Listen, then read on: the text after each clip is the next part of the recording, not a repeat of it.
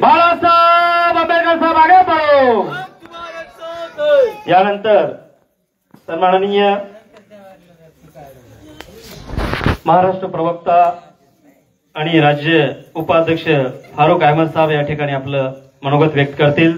टाळ्याच्या गजरात त्यांच्यासाठी एक वर स्वागत द्या। बाळासाहेब आंबेडकर साहेब आगे बढ़ो। वंचित बहुजन आघाडीचा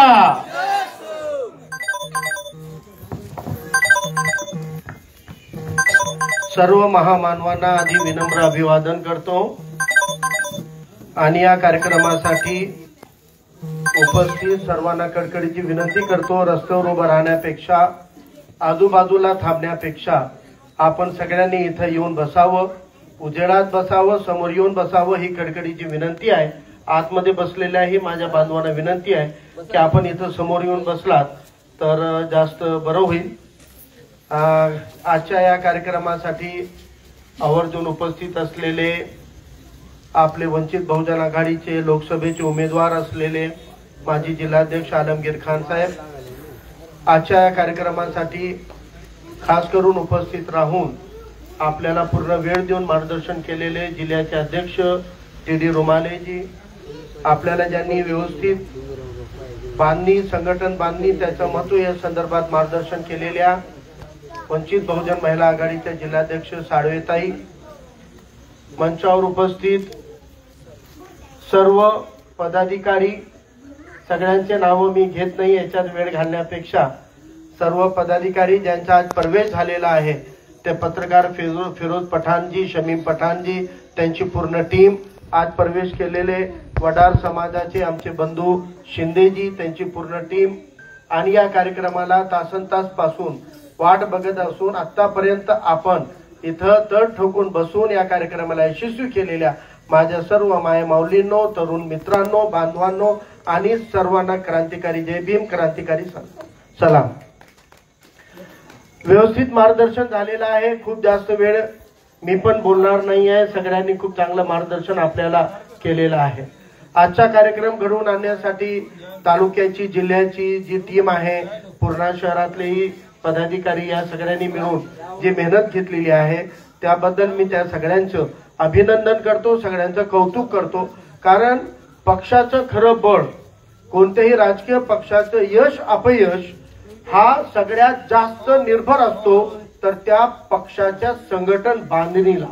ज्या पक्षाकडे संघटना मजबूत असते, ज्या पक्षाकडे गाव वार्डापासून तर गावा तळापर्यंत आपली एक शाखा राहते, सगळ्या वाड्याला तांड्याला आपली शाखा असते, प्रत्येक वार्डामध्ये गावागावामध्ये कार्यकर्ता आणि वेगवेगळ्या समाजाला जोडण्याचं काम होतो, तोच पक्ष राजकारणामध्ये यशस्वी होत असतो। आणि वंचित बहुजन आघाडीनं गेल्या 4 वर्षामध्ये संघटन बांधणीवर सर्वात अधिक भर दिलेला आहे आणि त्याचाच परिणाम आहे की आज ताडकळस सारख्या एका सर्कल गावामध्ये आपण गावनिहाय शाखा तर बांधलेल्याच आहेत, परंतु आता समाज निहाय बांधणी करण्याचं काम आपण केलंय। आणि आपल्यासोबत मुस्लिम समाजातला तरुण वर्ग मोठ्या संख्येनं आणि ओबीसी भटक्या विमुक्ताचे प्रतिनिधी म्हणून शिंदे साहेबांसारखे वडार समाजातून येणारे सुद्धा बौद्धेतर इतर भटके विमुक्त ओबीसी आणि मुस्लिम मोठ्या संख्येनं आपल्या सोबत जुळत आहे। म्हणजे येणाऱ्या निवडणुका हे आपण फक्त लढणारच नाही तर लढणारही आहोत आणि जिंकणार पण आहोत। आता या पुढील लढाई आपली जिंकण्याची लढाई आहे।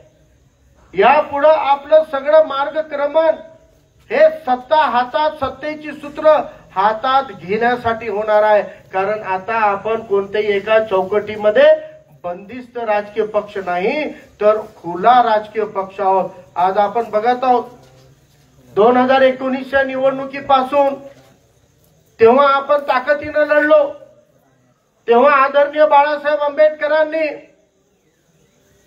तळमळीने प्रयत्न केला होता की भाजपला रोखायचं आहे, बीजेपीला हरवणं गरजेचं आहे। बीजेपी जर सत्तेमध्ये आली तर आपल्या एखाद्या समाजाचं नाही एखाद्या छोट्या भटक्या विमुक्त शेड्यूल कास्ट मायनॉरिटी ओबीसी या एका वर्गाचं एका घटकाचं एका जातीचं नव्हे तर भारत देशाचं नुकसान करणार आहे, लोकशाहीचं नुकसान करणार आहे, संविधानाचं नुकसान करणार आहे. म्हणून भाजपला रोखणं गरजेचं आहे. आणि हे रोखण्याकरिता आदरणीय बाळासाहेब आंबेडकरांनी लोकसभा 2019 मध्ये काँग्रेस पार्टीला, राष्ट्रवादी काँग्रेस पार्टीला इतकं सहज सोपं फॉर्म्युला दिला. त्यांना सांगितले की बाबा महाराष्ट्रामध्ये 48 लोकसभेच्या जागा आहेत. या 48 लोकसभेच्या जागेमध्ये 12 लोकसभेच्या जागा अशा आहेत जे तुम्ही एका नाही, 2 नाही, 3 नाही, 4 नाही तर सलग 5 लोकसभा निवडणुकीपासून जिथे तुम्ही हरत आलेला आहात, 5दा सलग लढून तुम्ही जिथं जिंकू शकले नाहीत, 48 मधल्या त्या 12 जागा फक्त वंचितला द्या. आम्ही तुमच्या सोबत येऊ आणि त्या काळामध्ये वंचित बहुजन आघाडीला सोबत घ्या असं वारंवार सांगूनही महाराष्ट्रातल्या काँग्रेस आणि राष्ट्रवादी काँग्रेसनं आदरणीय बाळासाहेब आंबेडकरांना सोबत घेतलं नाही.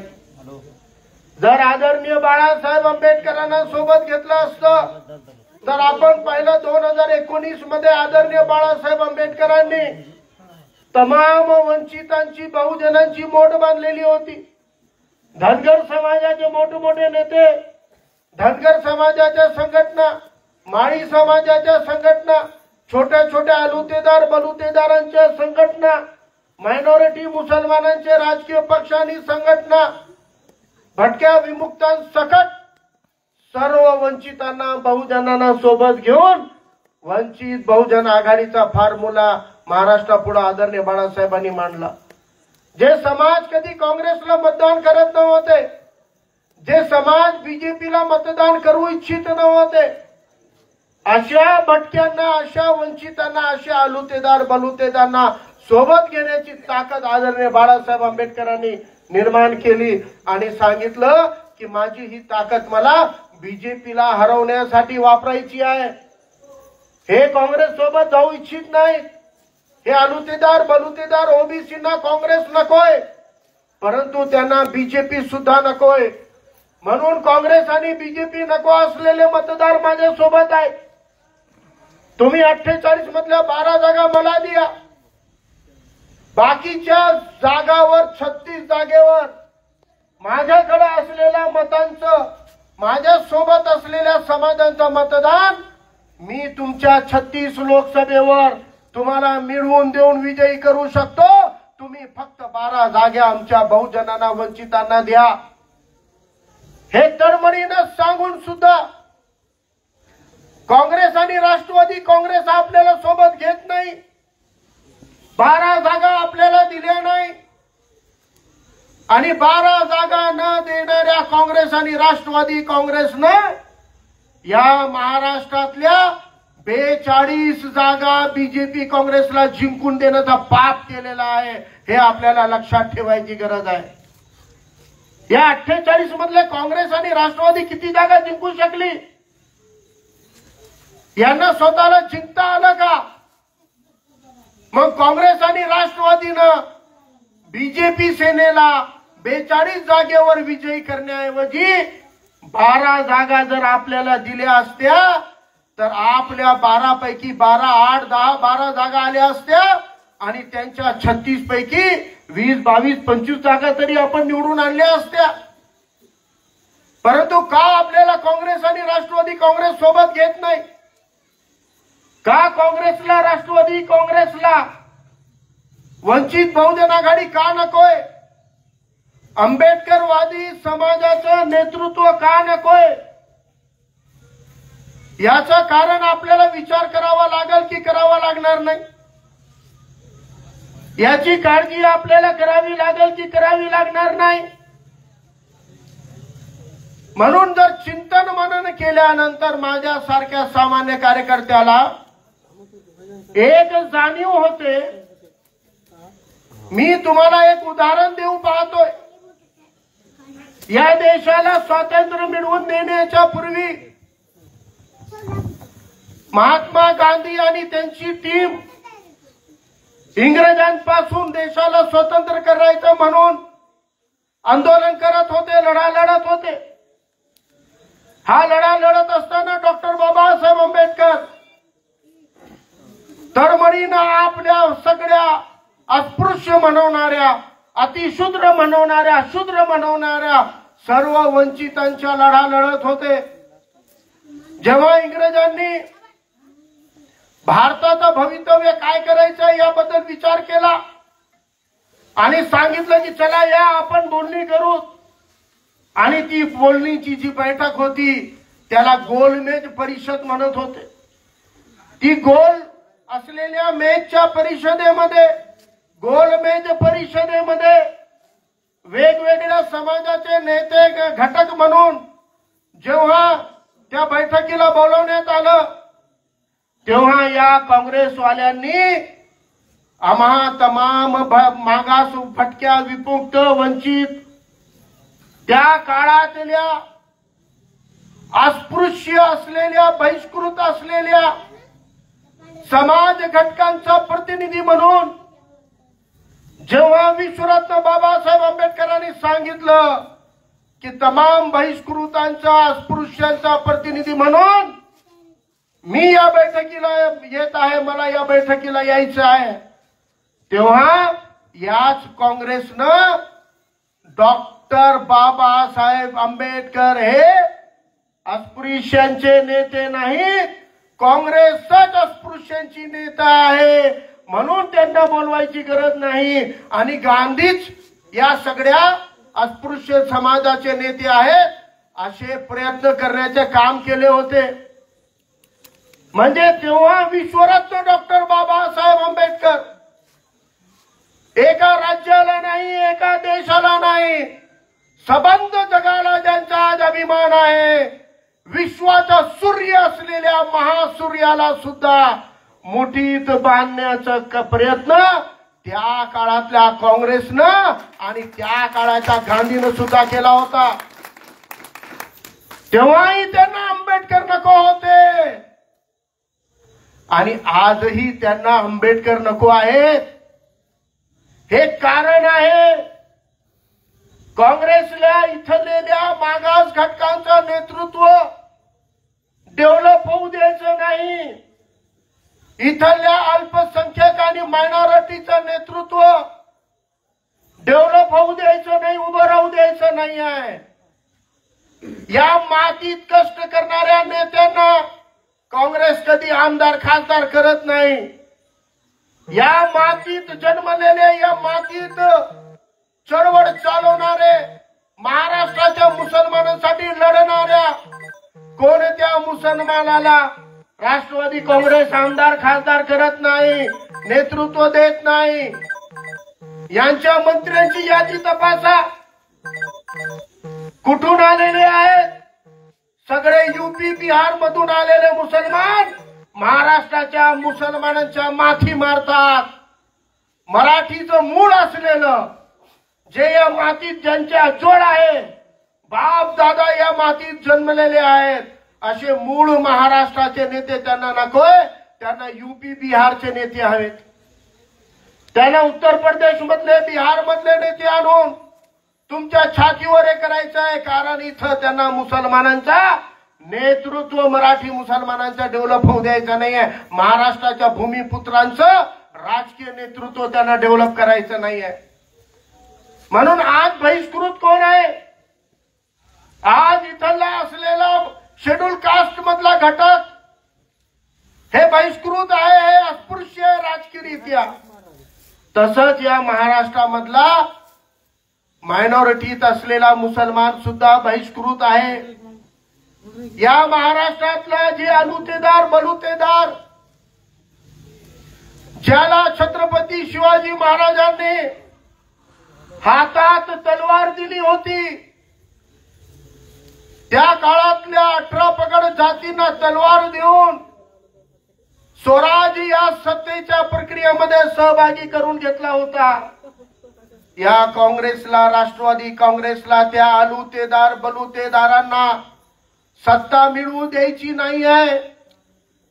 त्यांना पाहिजे गुलाम, मेंदू गहाण ठेवून शरद पवारलाच मम्मी पप्पा पप्पा म्हणणारे, काँग्रेसच्या पप्पूला पप्पा म्हणणारे लोक आहेत. म्हणून यांना समाजाचा अभिमान असलेले, बंड वृत्ती असलेले, लढण्याची कुवत असलेले, ना शेड्यूल कास्ट पाहिजे, ना शेड्यूल ट्राईब पाहिजे, ना मायक्रो ओबीसी पाहिजे, ना मायनॉरिटी मुसलमान पाहिजे. त्यांना मानसिक गुलामगिरी असलेले लोक फक्त मंचावर मिरवण्यासाठी आणि दाखवण्यासाठी त्यांना हे मुस्लिम आणि मागास घटकांचे नेते लागतात. त्यांना यांचं नेतृत्व डेव्हलप होऊ द्यायचं नाही आहे, उदयास येऊ द्यायचं नाही आहे. आणि म्हणून 2019लाच आपण या नरेंद्र मोदीला सत्तेच्या सर्कलच्या बाहेर फेकलं असतं. परंतु या काँग्रेस आणि राष्ट्रवादी काँग्रेसनं दगा फटका केला नसता तर तेव्हाच महाराष्ट्रातून आणि देशातून बीजेपीला हद्द पार करण्याचं काम आपण केलं असतं. मला अजून एक गोष्ट सांगायची आहे. 2014च्या निवडणूक आठवा.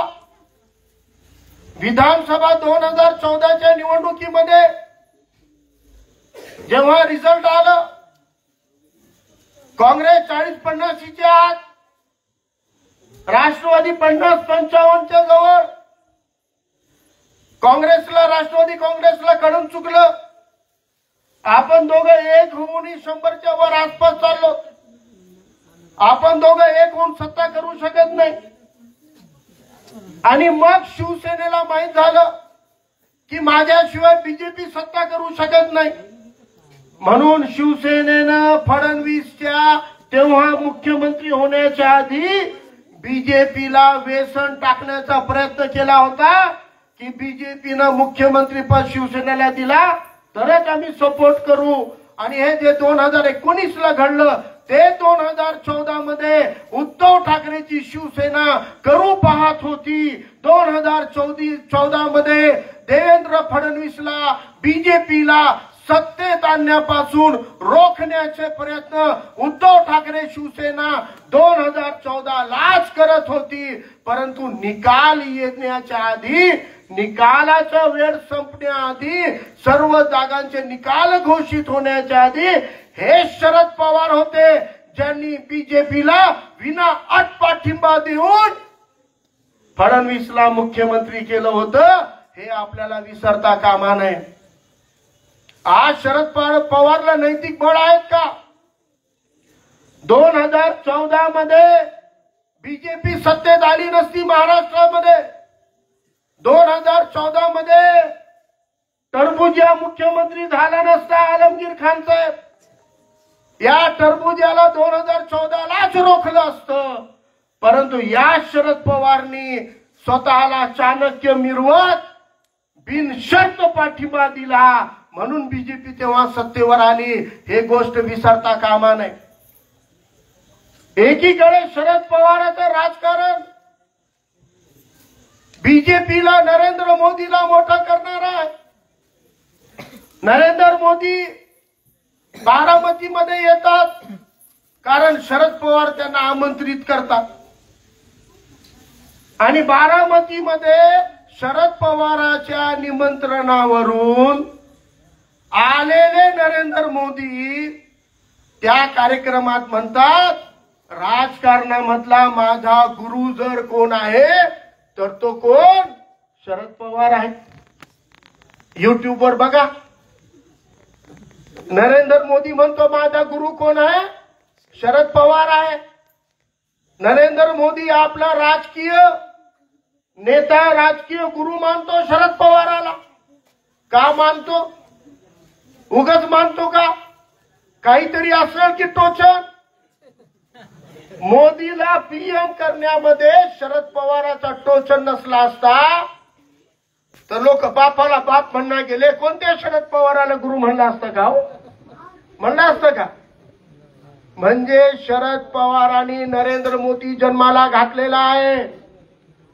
या देशात सत्तामध्ये बीजेपीला आणण्यामध्ये मोठी भूमिका शरद पवारांची आहे.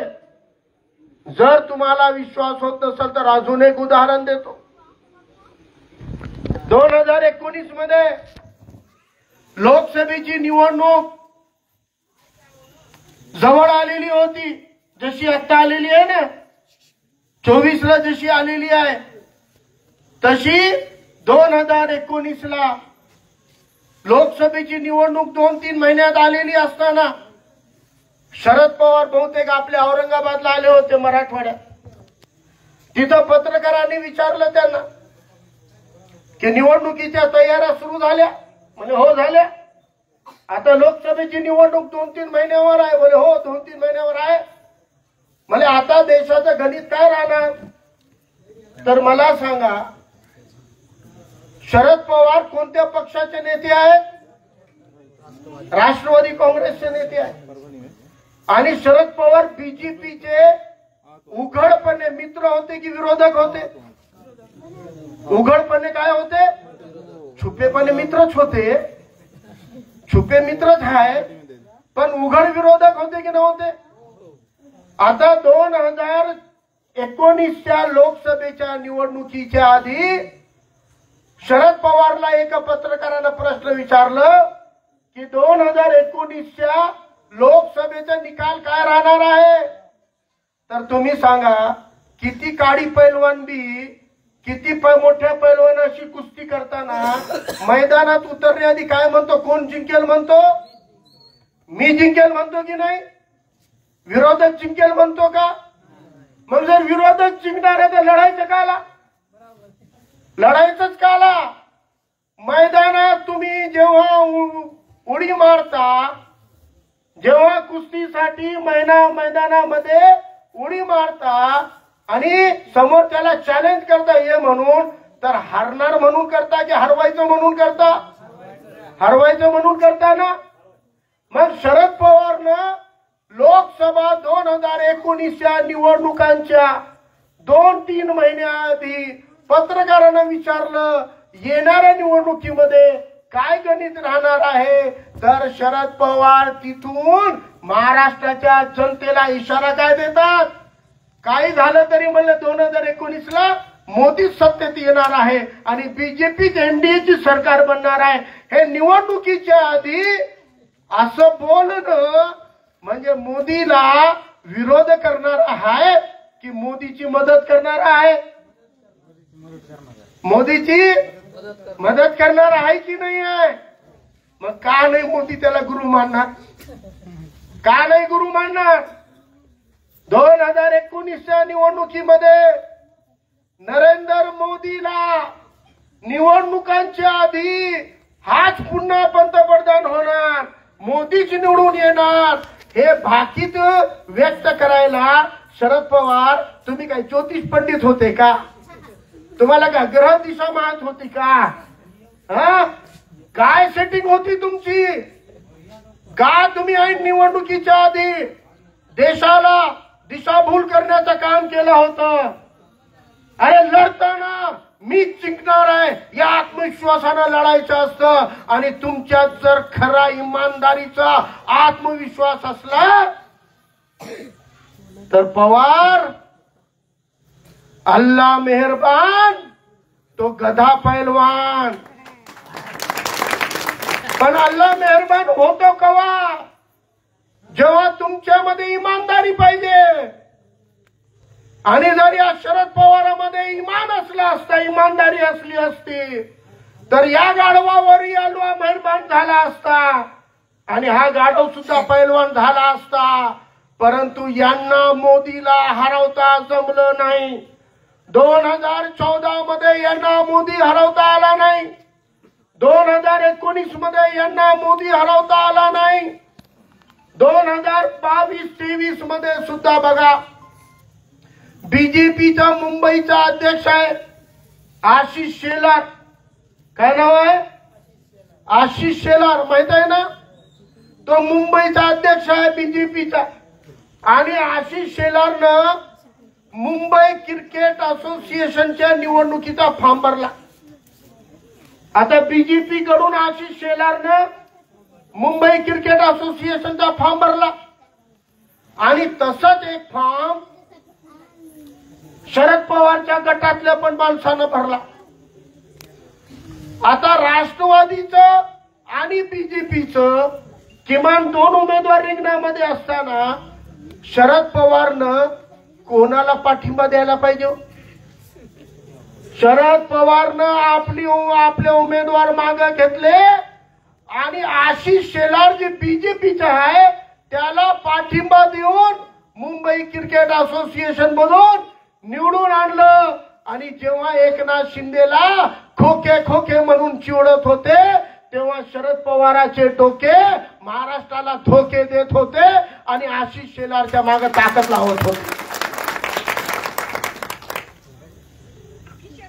या आशिष शेलारला निवडून आणलं. बीजेपी सोबत काय साठगाठ केली?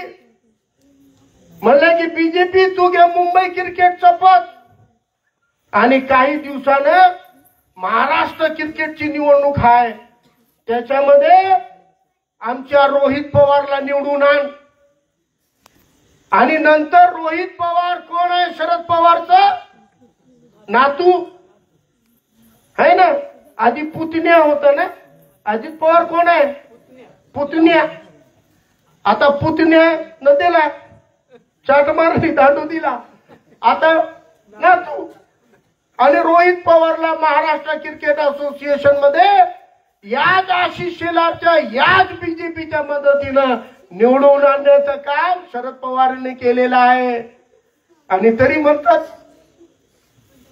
बीजेपीच्या विरोधात आम्ही इंडिया इंडिया खेळायलो. इंडिया खेळायले. अरे आधी तुमचं स्वतःचं चरित्र तपासा. शरद पवारांबद्दल त्यांच्या स्वतःच्या रक्ताचा पुतण्या असलेल्या अजित पवारांनी भाषणामध्ये म्हणलेलं आहे की 2019 मध्ये सकाळचा शपथविधी हा माझा निर्णय नव्हता. एका मोठ्या उद्योगपतीच्या घरामध्ये बसून माझ्या काकाने सेटिंग लावली होती. पण पुढं मला केलं. मला म्हणले जाय सकाळी अलार्म लावून उठ आणि जाऊन शपथ घे. तू चल मैं आया. आणि मला पाठवलं आणि नंतर यू टर्न घेतला. कारण अख्ख्या महाराष्ट्रातून त्या शपथविधीचा विरोध झाला.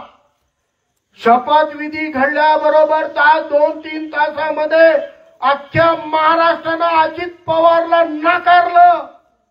आणि लोकांची प्रतिक्रिया बघून शरद पवारांनी पलटी मारली आणि मग अजित पवाराला एकटा पाडला. हे मी नाही म्हणत आहे, हे स्वतः अजित पवार बोलत आहेत.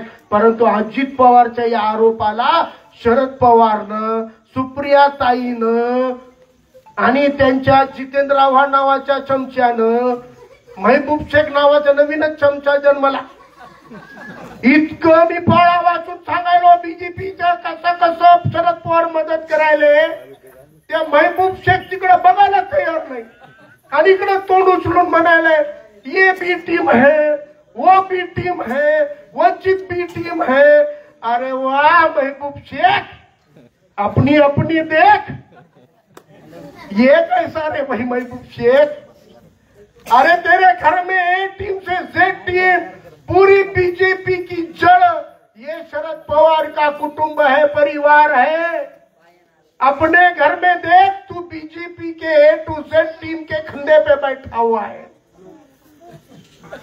और उसको दूसरे में बी टीम दिख रही. कोई भी नई पार्टी आई बोले वो बीआरएस नहीं है, बोले वो बी टीम है. वो एमआईएम नहीं है, बोले वो बी टीम है. वो वंचित नहीं है, बोले वो बी टीम है.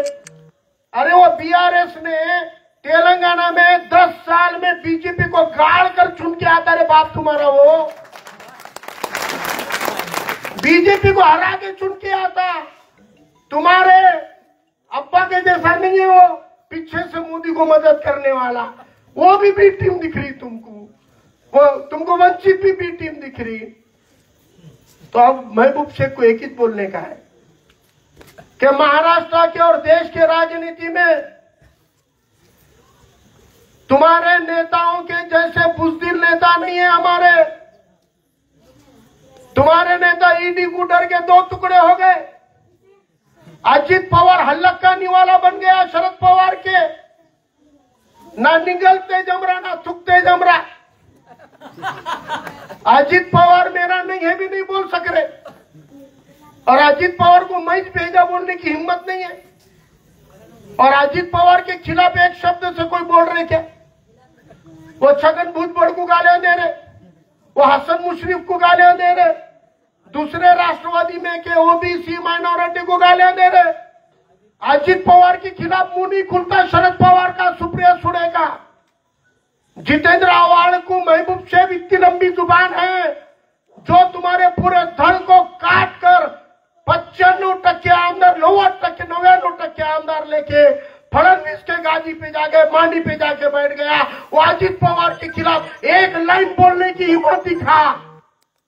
अगर महबूब शेख में ईमान है, अगर वाकई महबूब शेख, शरद पवार और सुप्रिया सुळे बीजेपी के खिलाफ है, तो अजित पवार के बारे में एक शब्द बोलकर दिखाओ। अजित पवार का नाम लेते टाइम पे कहां से फट जाती, किधर किधर से फट जाती। जो अजित पवार दिन दहाड़े बीजेपी के साथ चला गया, उसका नाम नहीं ले पा रहे, और दूसरे जो ईमानदारी से बीजेपी के खिलाफ लड़ रहे हैं, जो वंचितों के लिए लड़ रहे हैं, जो इनको न्याय दिलाने के लिए लड़ रहे हैं, उनको अगर ये बी टीम बोलते हैं तो ये बी का मतलब बाप है, और हम तुम्हारे बाप हैं। जब ये महाराष्ट्र और भारत में 50,000 मुस्लिम नौजवानों को दहशतगर्दी के नाम पर अंदर डाला जा रहा था, तभी महाराष्ट्र का गृह मंत्री पद, ये देश का गृह मंत्री पद इसी कांग्रेस के पास था, इसी राष्ट्रवादी कांग्रेस के पास था। तब महबूब शेख, तू और तेरा नेता कहां गया था? तब मुसलमानों की आवाज उठाने के लिए हम भी थे, तुम्हारे बाप थे जो मुसलमानों के हक में आवाज उठाए, जो मुसलमानों के लिए लड़े। तब तुम किस कोने में जाकर बैठ गए थे? इस देश की पहली मॉब लिंचिंग पुणे में हुई। मोहसिन शेख नाम के एक आईटी इंजीनियर को दाढ़ी देखकर, टोपी देखकर मॉब लिंचिंग करके मारा गया, कूटा गया। उस वक्त महाराष्ट्र के अंदर पृथ्वीराज चौहान की कांग्रेस की और गृह मंत्रालय राष्ट्रवादी कांग्रेस का था। तब महबूब शेख, तू और तेरा नेता कहां गया था? तब भी मैदान में उतरने का काम ये बी टीम ने, तेरे बाप टीम ने किया था। ये बात मैं याद दिलाना चाहता हूं। नागालैंड में चुनाव हुए, अभी बीजेपी सरकार नहीं बना पा रही थी।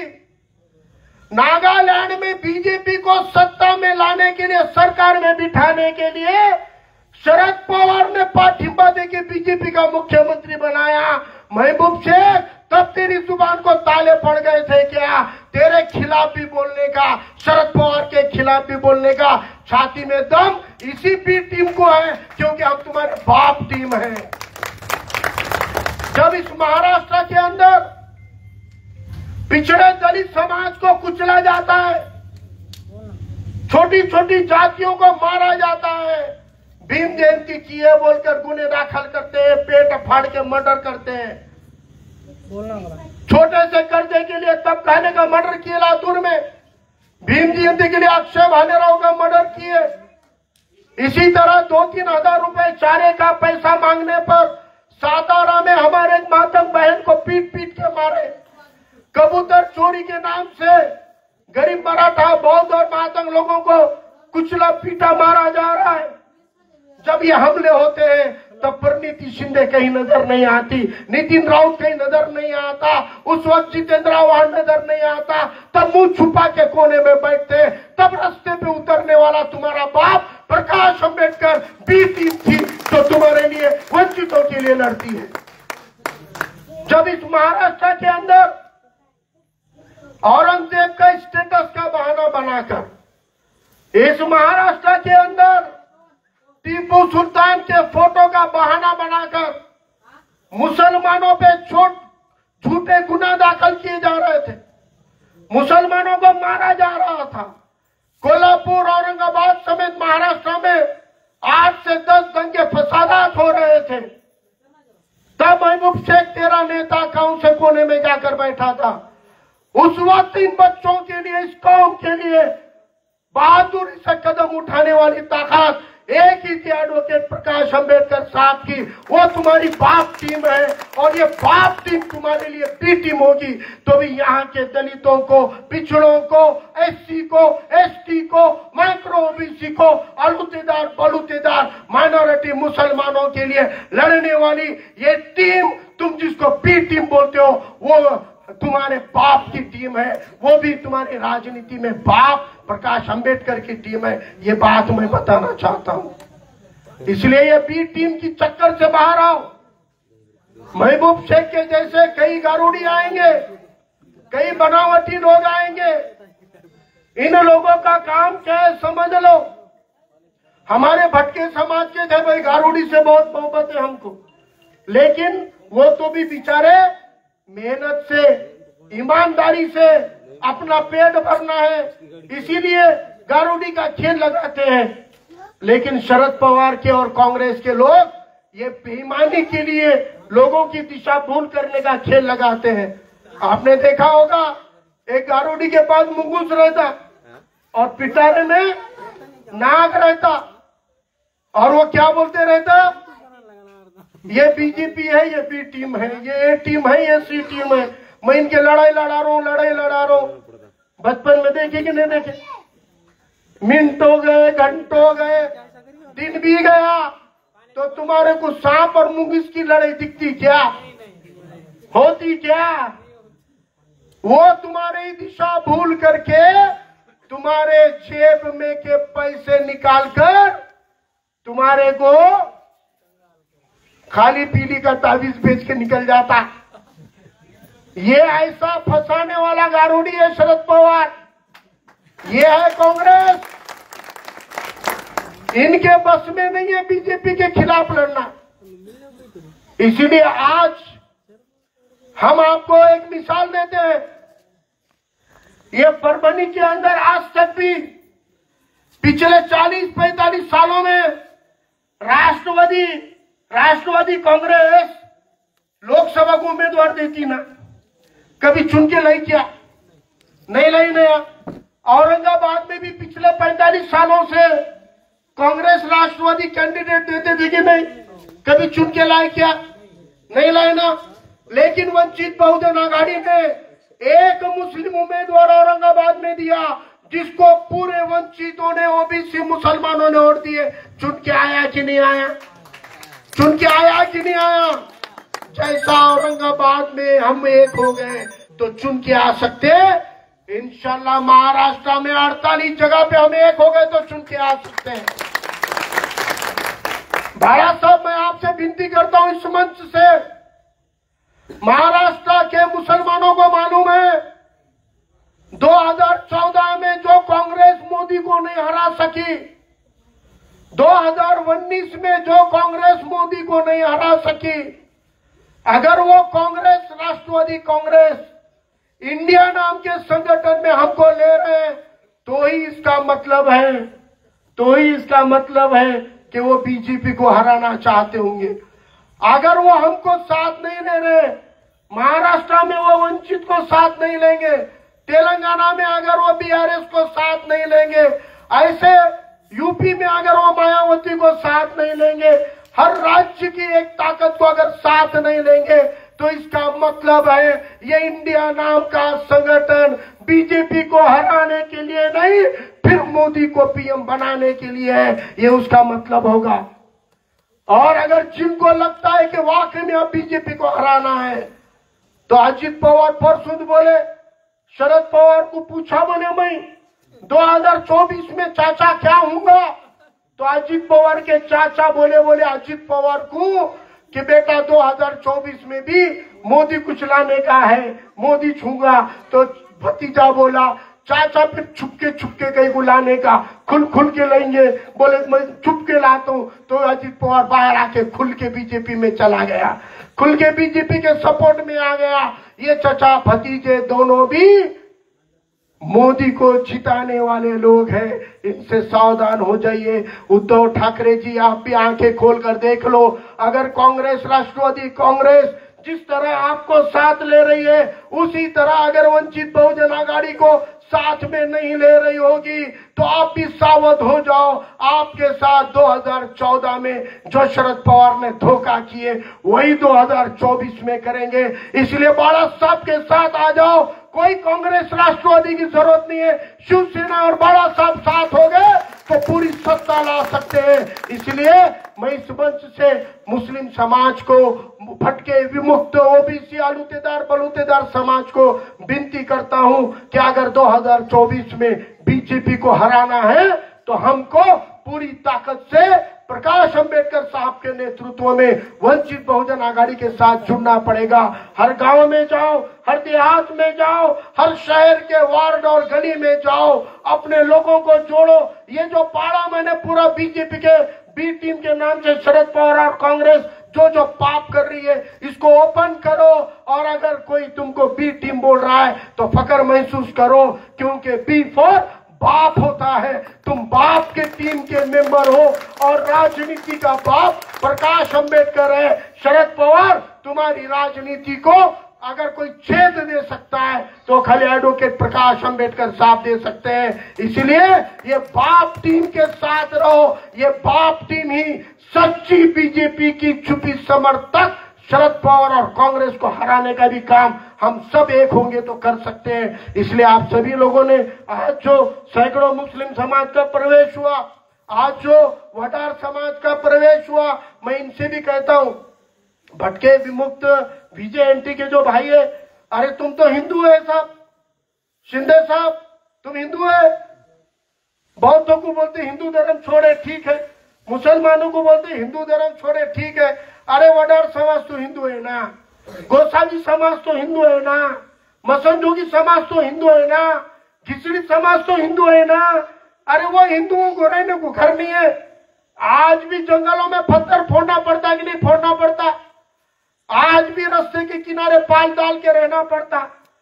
जैसे कांग्रेस ने मुसलमानों को, बौद्धों को सेक्युलर बोल के बेवकूफ बनाए, मराठों को भी 80% गरीब मराठों को भी बेवकूफ बनाने का काम 20% श्रीमंत मराठों ने किया, निजामी मराठों ने किया। इन्होंने खुद की जाति को आत्महत्या की कगार पे लाके छोड़ दिया तो आपके लिए कुछ नहीं करने वाले। इसलिए तमाम वंचितों के, तमाम बहुजनों के नेता अगर कोई है तो सिर्फ और सिर्फ एडवोकेट प्रकाश अंबेडकर हैं, उनके सिवाय कोई नहीं है।